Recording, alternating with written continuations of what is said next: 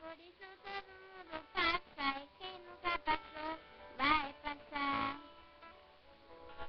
Já tô dizendo meus amigos, calma que eu não vou pirar. Já pirei, me apaixonei perdidamente. E o que eu sei, que daqui pra frente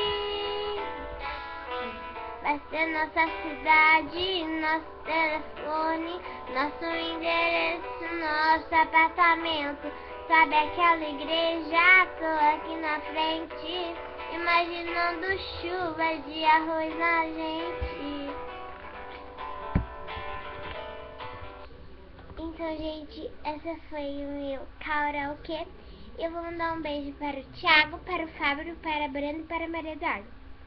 Um beijo pra vocês. Tchau, tchau.